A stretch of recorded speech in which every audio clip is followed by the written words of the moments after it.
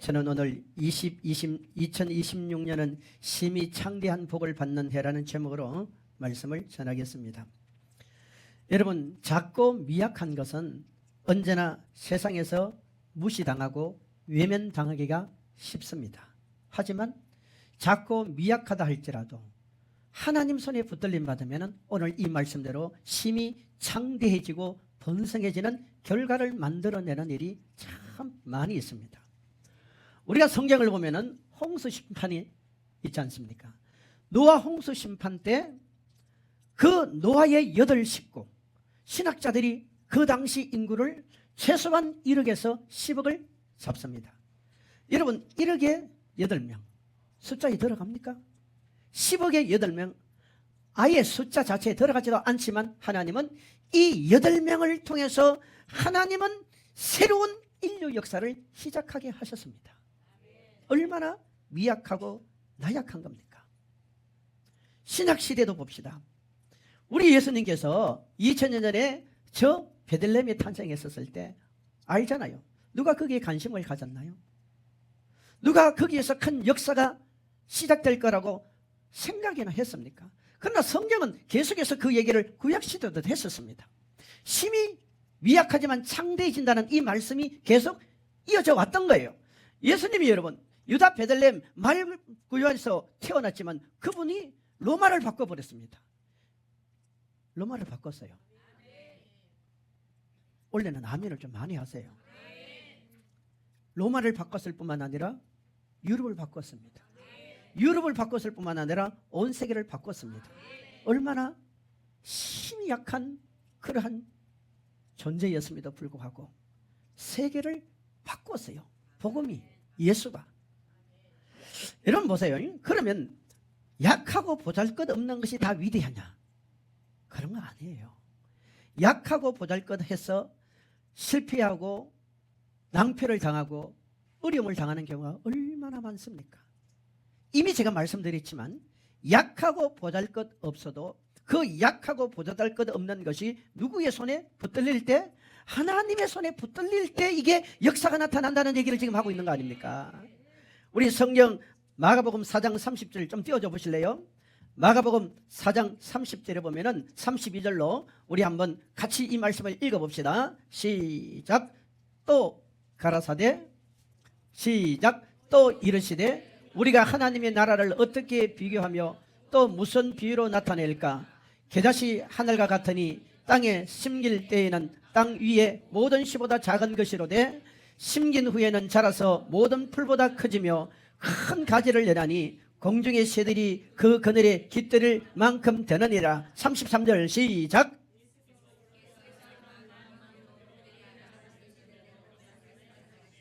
아멘. 여기 보세요. 이 겨자씨 한 알에 대한 말씀을 하지요. 이 겨자씨 한 알이 얼마나 적으냐면 눈에 안 들어올 정도로 적어요. 그런데 이 겨자씨가 땅에 심기워져서 태양을 받고 물을 공급받고 이게 자라면 큰 나무가 된다는 거예요. 여러분, 예수님이 여기서 우리에게 비유로 말씀하시는 이 겨자씨의 역사는 무엇을 말합니까? 크다 작다라는 말을 하는 게 아니에요. 세상에는요 작은 것보다는 큰 거, 많은 걸 좋아합니다. 근데 하나님은요 지금 우리에게 크다 작다라는 걸 말하는 게 아니에요. 겨자씨만한 하늘의 씨앗이라 할지라도 그 속에 뭐가 있을 때? 생명력이 있을 때. 오늘 복음의 핵심이 바로 이거입니다, 여러분. 뭐 있을 때? 생명력이 있을 때 이 말이에요. 커도 생명력이 없으면 아무 의미가 없습니다. 적어도 생명력이 없으면 아무 의미가 없습니다. 그런데 겨자씨만한 씨앗이라 할지라도 그 속에 생명력이 있을 때 역사가 일어난다는 거예요. 여러분, 우리 욥기 말씀에 대해서는 저와 여러분이 너무 잘 알잖아요. 욥은 그 당시 의인이었고 부자였고 하나님을 잘 섬기는 믿음의 사람이었습니다. 자녀도 아들 7에 딸 3이나 되는 아주 참 멋진 가정을 이루고 있었습니다. 모르긴 몰라도 아마 부인도 외형적으로는 인물로 봐서는 얼마나 아름답고 곱고 이뻤는지 뭐 성경에 다 소개는 되지 않지만 정말 내놓을 만한 그런 사람이었을 것입니다. 얼마나 양떼가 많고 소떼가 많고 짐승이 많고 종들이 많고 여러분 부자 중에 부자였습니다. 그런데 이 욥이 사단의 시험으로 말미암아 재산 다 잃고 재물 다 잃고 다 가슴 아프고 속상한 것은 10자녀 하루아침에 생일 잔치하는 그 마탱이 집에서 모여있다가 대풍이 불어가지고 집이 무너서 다 죽어버리고 나중에는 그렇게 사랑했던 아내가 뭐라고 말합니까? 당신이 이래도 하나님을 섬기겠습니까? 차라리 하나님을 저주하고 죽어버리십시오 하고 떠나버립니다. 결국 욥은 자기 몸이 병이 들어서 그 기관장을 가지고 자기 몸을 가려워서 피고름이 흐르니까 그 가려워서 그걸 끓고 있었어요. 이럴 때 이 소식을 누가 듣게 되었냐? 그의 신실했던 세 친구들이 이 소식을 듣고 욥을 찾아오는데 성경에 보면은 7일 동안 말을 못했다 그래요. 7일 동안.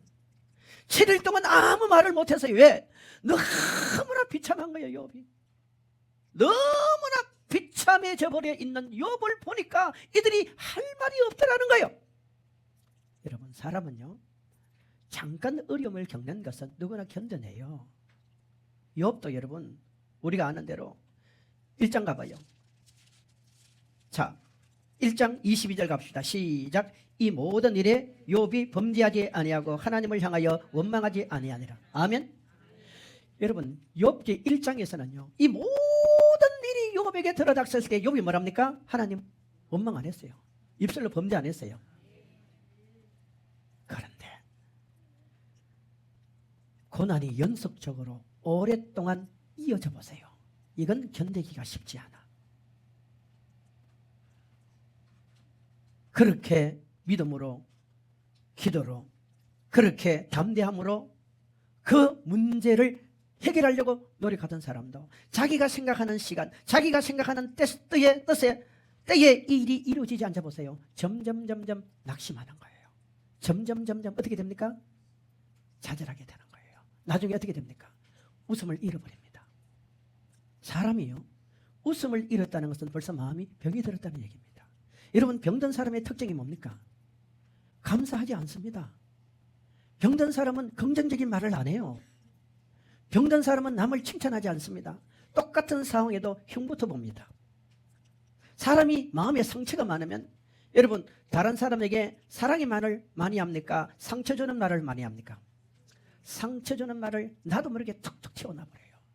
사람이 삶에 여유가 있어야 다른 사람에 대한 배려도 하고 다른 사람을 보살피고 다른 사람에 대한 삶에 관심을 가지지만요 내가 삶에 여유가 없어 보세요. 모든 게 내게 집중만 되어져 버립니다. 막 교회가 어떻게 되든 간에 목사님의 사역이 어쨌든 간에 뭐 우리 형제들이 어떻든 간에 이 나라가 어떻든 간에 오직 내가 먹고 사는 일에 올인이 되어지는 거예요.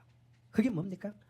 나는 지금 정신적으로 병이 들고 경제적으로 병이 들고 나는 지금 사람으로부터 병이 들고 내 마음에 어떤 하는 일이 반복적으로 실패가 되어지면 거기에 대해 벌써 나는 병이 들어버린 거예요.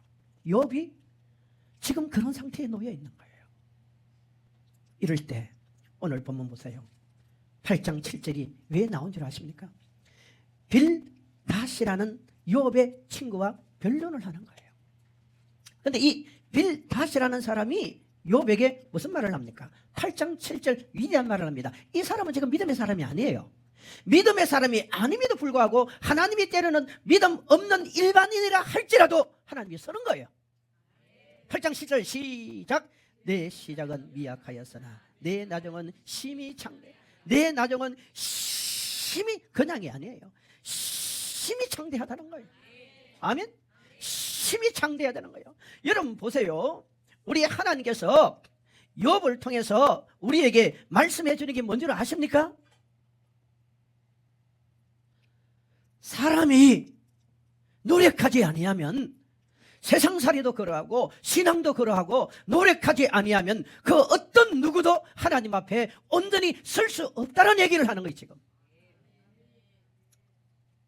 욥도 마찬가지입니다. 우리는 욥을 이해할 때 욥은 잘 참고 인내하고 잘 견뎠다고만 생각합니다. 꼭 그런 거 아니에요. 욥기 32장 한번 가봅시다. 이것도 한번 띄워주세요. 욥기 32장 1절로 2절. 욥기 1장 22절하고 욥기 32장 1절 2절하고요 한번 비교를 해보세요. 같이 봅니다. 시작. 욥이 자신을 의인으로 여김으로 그 세 사람의 말을 그치니. 시작. 람 족속 부스 사람 바라게엘의 아들 엘리후가 화를 내니 그가 욥에게 화를 내면 욥이 하나님보다 자기가 자 욥이 바뀌었어요 안 바뀌었어요? 지금 욥의 세 친구들이 중에요 욥과 변론하고 대화를 하다가 그 친구들이 화를 낼 정도로 욥이 지금 바뀌어버린 거예요. 어떻게 바뀌어버렸어요? 여러분 어떤 문제가 다가올 때 하루는 참을 수 있어요. 한 달은 참을 수 있어요. 1년은 참을 수 있어요. 그런데 끊임없이 내가 하는 일이 안 돼. 끊임없이 뭔가 내 일이 안 풀려. 이럴 때 여러분 믿음을 지키는 건 쉬운 일이 절대 아닙니다. 욥이 지금 어느 단계에 갔습니까? 욥이 자신의 문제를 가지고 성경에 보세요. 처음에는 기도했다니까요. 처음에는 자기 자신을 다스렸다니까요. 처음에는 자기 입술도 다리고 자신의 마음도 다스렸어요. 그러나 이게 반복이 되어지면서 나중에 어떤 단계에 갑니까? 변론의 단계에 들어갑니다. 변론의 단계가 뭡니까? 하나님 왜 내게 이런 문제가 생깁니까? 하나님 왜 내게 이런 어려움이 생깁니까? 하나님 왜 내가 병이 들었습니까? 하나님 내가 왜 내 자녀들이 다 죽어버렸고 내 아내가 떠나가고 나의 종들과 재물들이 와 내 손에서 다 떠나버렸습니까? 도대체 내가 뭘 잘못했습니까? 그러면서 욥이 뭐라고 말합니까? 하나님보다 욥 자신을 더 자기 스스로가 의롭다고 생각해 버리는 거예요. 이게 무슨 말이에요? 나는 잘못한 것이 없는데 나는 잘못한 것이 없는데 욥이 지금 하나님보다 자기 자신을 더 의로운 존재로 그렇게 표현하는 것을 그 친구들이 보고 할 말이 없어져 버린 거예요. 지금 어떻게 생각하세요 여러분? 이게 우리입니다. 사람은요 진짜 병들면 자기 자신 속에서 절대 문제를 안 봅니다. 진짜 잘못한 사람은요 자기 자신으로부터 문제가 되어진 원인을 찾으려고 하지 않아요. 전부 다 합리화시켜버립니다. 욥이 그렇게 간 거예요. 성도 여러분, 저는 어제 저녁에 사실 굉장히 제가 주님 앞에 아침에까지 두려운 마음으로 왔어요.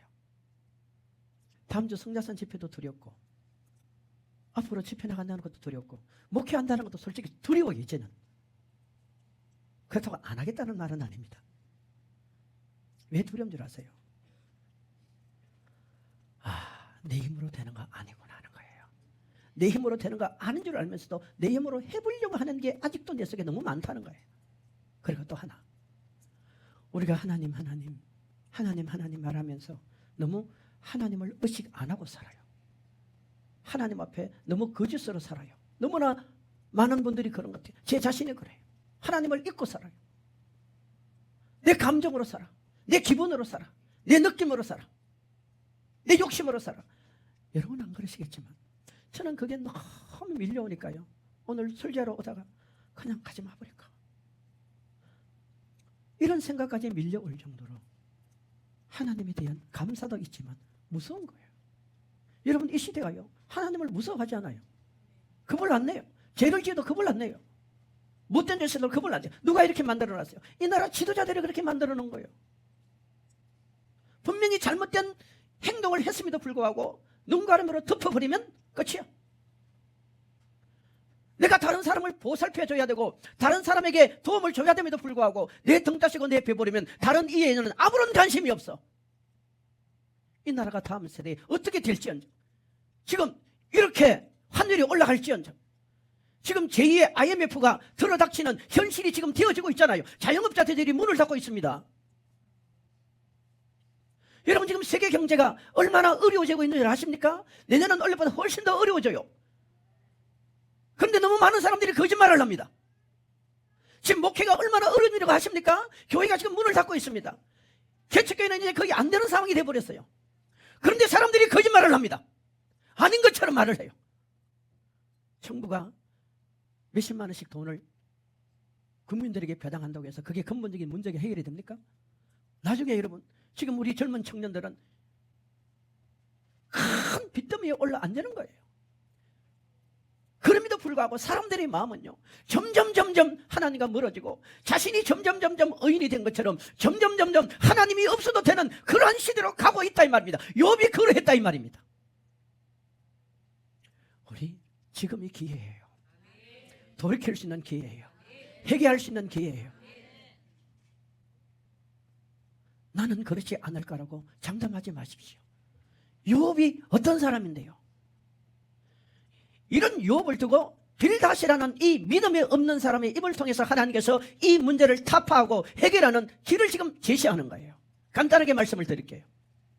원래 설교가 좀 내용이 들어가야 되는데 오늘 직분자 임명하고 여러 가지 한다고 좀 못했어요. 간단하게 세 가지로 정리할게요. 자, 5절로 가면요, 내가 만일 하나님을 뭐하면 찾으라는 거예요. 따릅시다. 하나님을 찾아라. 우리가 2026년 여러 가지로 들려오고 우리 앞에 난감한 칠흑 같은 어둠이 펼친다 할지라도 우리는 하나님을 찾으면 길이 열립니다. 하나님을 찾으면 길이 열려요. 여러분 욥기를 읽어보세요. 전반기 중반기를 거쳐가면서 욥은 단 한 번도 하나님을 안 찾았어요. 뭘 했습니까? 변론했습니다. 그 친구들과 변론을 했어요. 변론은 하나님을 찾는 게 아닙니다. 성도 여러분, 여러분의 크고 작은 문제 앞에 변론을 멈추십시오. 이제 하나님을 찾으십시오. 이유를 찾지 말고 결과를 만들어내란 말이에요. 그 결과는 하나님 손에 달린 겁니다. 믿는 사람들은 평상시에는 모든 문제를 해결하실 하나님이라고 말하면서 막상 큰 문제가 본인에게 들어닥치면 그 문제를 찾기보다는 사람을 찾습니다. 자기 노력으로 해결하려고 한단 말입니다. 올 한 해 여러분, 우리 그렇게 살지 맙시다. 하나님을 찾으란 이 말이요, 표준 번역에서는 간절히 찾으라 이 말이에요. 개역 성경에는 부지런히 찾으라 이 말이에요.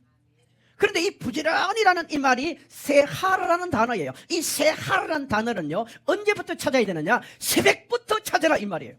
따라합시다. 잠잘 때는 하나님을 못 찾아도, 우리가 의식을 가지고 못 찾잖아요. 못 찾아도 그 다음부터 어떻게 하라고요? 눈을 뜨는 순간부터 뭐 하라고요? 눈을 뜨는 순간부터 하나님을 찾으라는 거예요. 찾으라는 거예요. 아멘.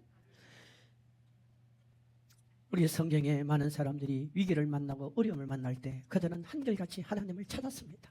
하나님을 구했습니다. 여러분 신앙생활은요, 기도와 말씀 외에는 다른 방법이 없습니다. 정말로 없어요. 여러분 아세요? 석가가요 이런 말을 했잖아요. 너희가 석가가 되든지 부처가 되든지 중생자가 되든지 중생자가 되든지 부처가 되든지, 불교는요 본인이 아주 성장하고 성숙하고 어떤 단계에 오르면 다 부처가 되는 거예요. 그런데 이 부처와 중생의 차이점이 뭔지 아십니까? 부처가 되는 단계에 올라가는 사람은 자신이 누군가를 아는 사람이야. 여러분 교회 집사님이요, 권사님이요, 하나님 자녀요. 우리는 주기쁨교회 성도예요. 나를 아는 사람이 불교에서 말하는 부처의 단계까지 올라가는 사람들이에요. 그런데 나를 모른단 말이에요. 내가 김씨인지 이씨인지 애기 엄마인지 부인인지 내가 누구인지를 모르고 사는 사람은 여전히 중생이야. 즉 여전히 갈등과 고민 아래 놓여 있는 인생에 불과하는 거예요. 우리요 올 한 해 나를 좀 알고 하나님을 찾읍시다. 여러분 뜻대로 잘 먹고 잘 살고 잘 되도록 했다면 뭐하러 하나님이 여러분을 선택했겠어요? 여러분들을 하나님의 교회로 불러서, 많은 교회들 가운데 주기쁨교회를 불러서 여러분을 직분을 맡기게 하셨어요. 이게 하나님이 하셨다는 걸 믿고 하나님을 찾으세요. 그리고 그분을 부지런히 구하세요. 욥에게 지금 믿지 않는 빌닷이라는 이 믿음 없는 친구가 말하는 거야. 욥아, 너 토론 그만 멈추고 너 하나님 찾아라. 너 초심 찾아라 이 말 아닙니까? 두 번째 뭡니까? 더 짧게 갈게요. 자, 6절 봅시다. 시작. 청결하고 정직하면 반드시 너를 뭐합니까? 돌보시고 내 의로운 처소를 평안하게 하실 것이라. 두 번째가 뭐예요? 따라합시다. 정직하게 살아라 이 말이에요. 깨끗하게 살아라 이 말이에요. 이 말을 다른 말로 말하면 따라합시다. 그릇을 준비하라 이 말이에요. 그릇을 준비하라는 거예요. 여러분 보세요. 성경에 보면은 디모데후서 2장 20절로 21절에 내려가면은 뭐라고 말합니까? 큰 집에는 금그릇, 은그릇, 나무그릇, 질그릇 다 있는데 하나님이 어떤 그릇을 쓰느냐? 자기를 깨끗하게 하는 그릇. 믿기를 축원합니다. 우리요 재능 좀 부족해도 괜찮아. 여러분 하는 사업에 지금 어려움이 있어도 괜찮아요. 낙심하지 마세요. 하나님이 나를 서도록 만들어버려. 그러면 깨끗한 그릇이 돼야 돼요. 어제 제가 말씀을 준비하는데 가끔 오는 분이 있어요. 장애인인데 말을 좀 어눌하게 해요. 다른 건 괜찮은데 이분은 휴지를 이렇게 두루마리 10개가 들은 그걸 포장도 제대로 한 포장이 아니고 뭔가 2%가 부족한 포장, 이걸 와가지고 몇 번 사달라고 해서 샀어요. 샀는데 문제는 이걸 교회에서는 쓸 수가 없어. 한 겹이야, 한 겹. 요즘 한 겹에다가도 질이 너무 안 좋아. 근데 내가 이거 괜찮다고. 그 대신 내가 우리 교회가 항상 준비되어 있는 구제연금을 몇천원 하도 반가워가지고 내가 근데 요즘 줬어요. 안 오더니 이분이 와가지고 지금 그 휴지 샀는 거 우리 집에 아직도 있어요. 어제 막 갑자기 사무실요 노크도 안 해. 막 이래가지고 막 사장님 목사님 누군가 왔구나. 우리 성도들 같으면 그리 안 하거든요. 목사님 그러면서 휴지 사달라는 거예요. 그래서 내가 이해를 시켰어. 이거 가져가도 못 쓴다. 이게 정말 버리기도 그렇고 서기도 그렇고 안 된다. 아무리 알아들어 말해도 말 안 돼. 그러니까 내가 어제 3,000원을 줬어. 그것도 새 돈을 안 받는다는 거야. 목사님 난 거지 아니에요. 나 거지 아니에요. 아이고 거지라서 드리는 게 아니고 이렇게 몸도 불편한데 예를 쓰시니까 거지 아니에요. 거지 아니에요. 끝까지 올라가면 거지 아니에요. 3,000원 거지라고. 내가 볼 때 그건 얼랑은 자존심이야. 자존심. 그래서 내가 따로 올라가면서 미안하다고. 여기 수선집 간대 안 사. 세탁소 간대 안 사. 그거 누가 사겠어? 다 당했다니까. 지금 내가 무슨 말을 하고 싶었냐면 여러분 하나님 앞에 복 받고 싶죠? 잘 되고 싶죠? 여러분 성경이 말합니까? 다니엘도 깨끗한 사람, 요셉도 깨끗한 사람, 정결한 사람. 이 시대에 하나님 사람 찾습니다. 어떤 사람? 하나님이 쓸만한 사람을 찾는 거예요. 우리 청년 여러분, 성도 여러분, 올 한 해 우리 교회 창대합시다. 심히 번성합시다. 그건 다른 게 아닙니다. 우리가 하나님 앞에 깨끗해야 돼요. 그리고 사람을 사랑해야 돼요. 성도 간에 연합이 돼야 돼요. 삶이 안 따라가는 신앙은 결과가 안 따라옵니다. 10년 후에도 여러분 집 걱정하실래요? 나를 만난 우리 성도들이 10년 후에도 집 걱정하고 20년 후에도 생활 걱정하고 내 자식이 뭘 좀 주지 않나 그 걱정하고 사실래요? 나이가 70, 80이 돼도 누구 하나 제대로 식사 한번 대접할 수 없고 늘 손을 벌려야 될 그런 삶을 사실랍니까 여러분? 내 자식이 나한테 돈 좀 주지 않나 그런 생각하고 사실랍니까? 복 받아야 돼요. 복 받아야 돼요. 우리가 복을 받아서 큰 집 짓고 좋은 차 사고 이게 아니잖아요. 복음 전하는 데서 쓰단 말이야. 예수 전하는 데서 쓰단 말이야. 마음껏 쓰단 말이야. 하나님이 그래서 우리에게 복 주기를 결심한 거 아니에요. 세 번째, 하나님의 뜻이 뭡니까? 빌닷이라는 사람이 욥에게 지금 말하는 거야. 심히 창대하는 게 하나님의 뜻이다. 그게 이루어졌어요, 안 이루어졌어요? 욥기 42장 가봅시다. 자, 욥기 42장. 저는 여러분과 제가요 이 복을 이 땅에서도 받아야 돼요. 하늘에서도 받아야 돼요. 자, 42장 12절 시작. 여호와께서 욥의 말년에 욥에게 전보다 더 복을 주시니 전보다 됐습니까? 복을 줬어요, 안 줬어요? 여러분 신앙생활은 잘하면 해피엔딩으로 끝납니다. 신앙생활은요 반드시 순종하면 해피엔딩으로 끝납니다. 원래 하나님께서 우리에게 더 우리 교회에 맞는 분들을 보내준다고 주님이 그러셨어요. 너무 낙심하지 마세요. 실망하지 마세요. 여러분들에게 좋은 일이 있습니다. 하나님의 선한 뜻을 우리는 믿고 가야 되는 거예요. 욥도 해피엔딩으로 그 인생이 끝났습니다. 아멘. 나오미 알지요? 나오미의 며느리 누구? 룻은 모함 여인이었지만 그 여인은 인생이 해피엔딩으로 끝났습니다. 그런데 룻이 해피엔딩으로 끝나기까지는 무엇이 따랐어요? 순종과 고난이 따른 거예요. 정리합니다, 여러분. 운동 경기 중에 가장 강렬하고 치열하게 싸우는 경기가 미식축구라고 합니다. 그런데 미식축구 선수들은 제일 먼저 훈련할 때요 그 공을 홈에 넣는 훈련부터 안 합니다. 무슨 훈련부터 하는 줄 아세요? 따라합시다. 넘어지고 쓰러지고 일어나는 법. 넘어지고 쓰러지고 일어나는 법. 이것부터 훈련해요. 기초가 중요하고 테크닉이 중요합니다. 나무 중에 가장 좋은 목재는 빨리 자라는 목재가 아닙니다. 캐나다에 가면요 수많은 목재들이 있어요. 그런데 하나도 못 씁니다. 왜 못 쓰는 줄 아십니까? 힘이 없습니다. 특히 바이올린을 만드는 악기에 쓰이는 이 나무는요 저 알프스 산맥에 세찬 눈보라와 바람을 맞고 그나마 조금 성장하는데 이 나무가 어마어마한 아름다운 소리를 낸다는 사실을 여러분 아십니까? 우리 2025년 지금 바이올린을 만들기 위한 하나의 과정이었습니다.